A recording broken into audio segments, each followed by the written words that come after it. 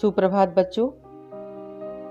आज हम पढ़ने जा रहे हैं आपकी पाठ्य पुस्तक बसंत का पाठ 11 और इस पाठ का शीर्षक है रहीम के दोहे। तो बच्चों, इस पाठ के माध्यम से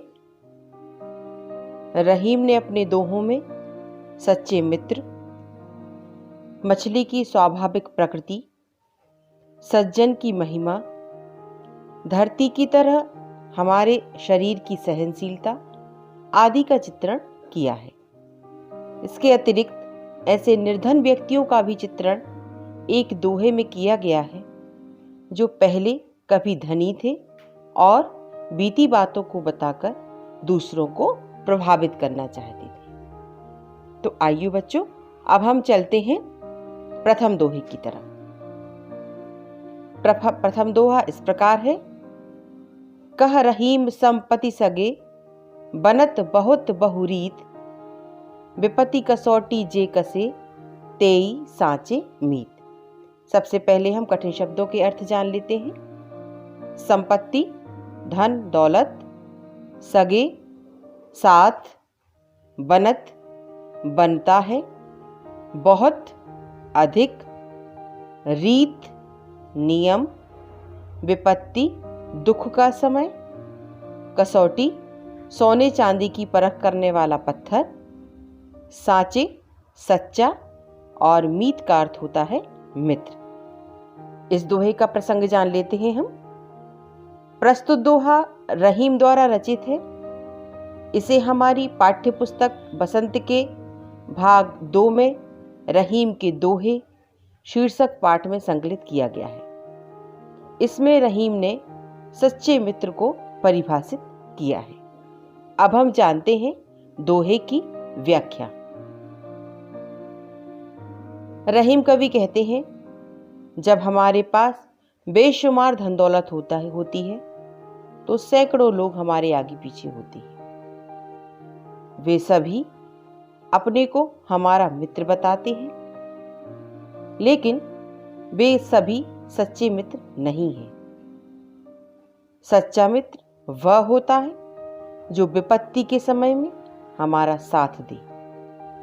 बच्चों, कहने का तात्पर्य या अर्थ यह है कि सच्चे मित्र की पहचान संपन्नता में नहीं वरन विपन्नता में होती है। अब हम चलते हैं दूसरे दोहे की तरफ। जाल परे जल जाल बही, तजी मीनन को मुंह, रहीमन मछरी नीर को, तौना छाड़ती छो।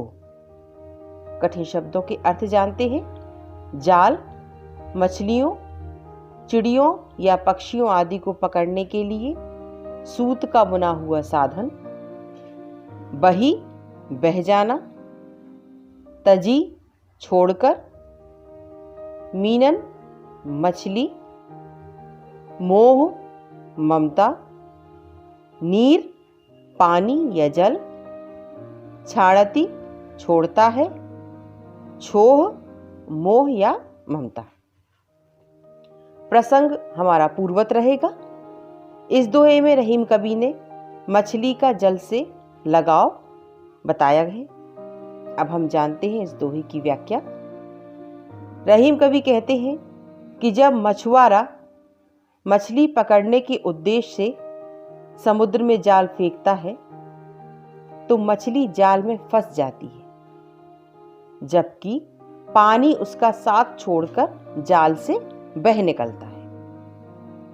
अर्थात जैसे ही मछली के बुरे दिन आते हैं, जल उसका साथ छोड़ देता है, किंतु इसके विपरीत मछली को जल से इतना अधिक लगाव है कि वह किसी भी स्थिति में उससे अपना मोह त्याग नहीं करती।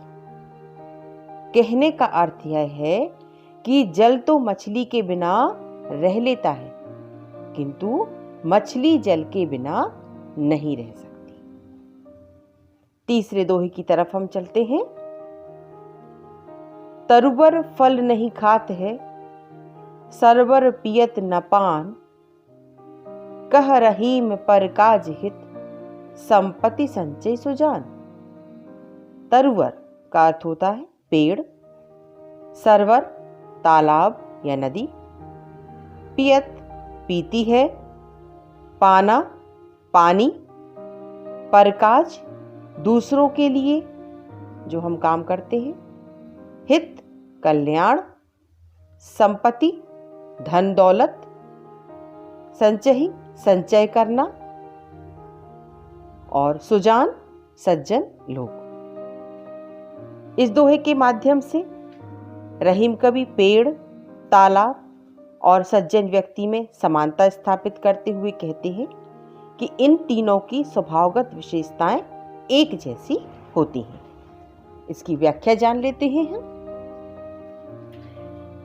रहीम कवि कहते हैं, पेड़ में लगे फल को पेड़ स्वयं कभी नहीं खाता, तालाब के पानी को तालाब स्वयं कभी नहीं पीता।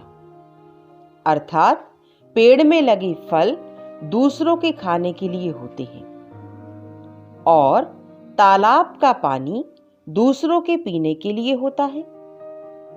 ठीक इसी तरह सज्जन लोगों के पास जो धन दौलत संरक्षित रहती है, वह दूसरों की भलाई या कल्याण में ही खर्च होती है।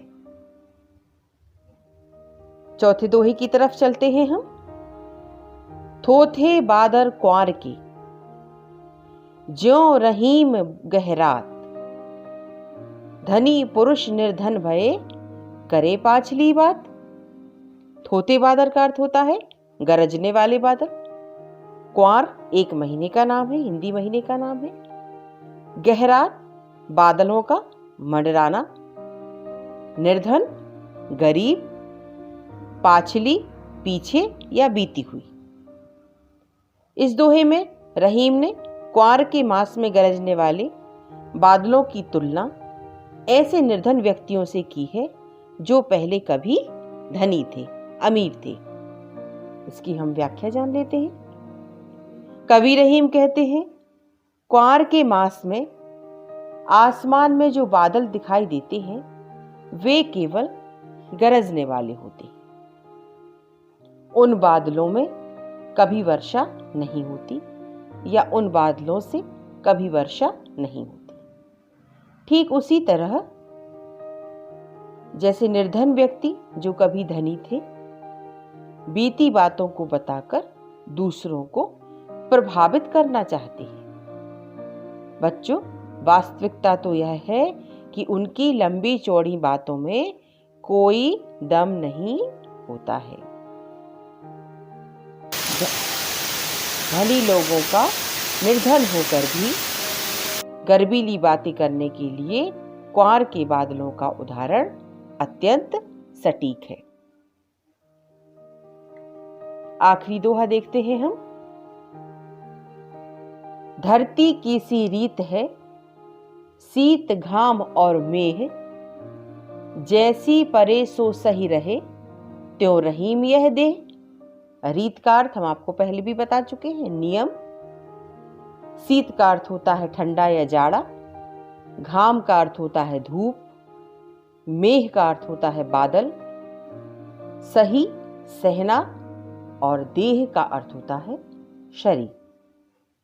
इस दोहे में रहीम कवि ने धरती और हमारे शरीर के बीच समानता स्थापित की है। रहीम कवि कहते हैं कि हमारी धरती पर कभी ठंड पड़ती है, कभी धूप पड़ती है और कभी बादल बरसते हैं। धरती सब कुछ सहन करती जाती है। ठीक वैसे ही हमारा यह शरीर है जो सुख दुख सब कुछ बर्दाश्त कर लेता है। तो बच्चों, ये तो थे रहीम के दोहे। इन दोहों के माध्यम से हमने क्या क्या सीखा? इन दोहों के माध्यम से हमने जाना कि हमें अपने अंदर संकीर्ण भावनाओं का समावेश नहीं करना चाहिए। हम स्वार्थ से ऊपर उठकर दूसरों के हित के बारे में सोचें और अपनी सामर्थ्य के अनुसार उनकी भलाई के लिए काम करें। खराब से खराब परिस्थिति को भी धैर्य के साथ झेलें और उसका डटकर सामना करेंगे। अगले वीडियो में आपसे फिर मिलेंगे। तब तक घर में रहें, लगातार अपने हाथों को साबुन से धोते रहें। धन्यवाद।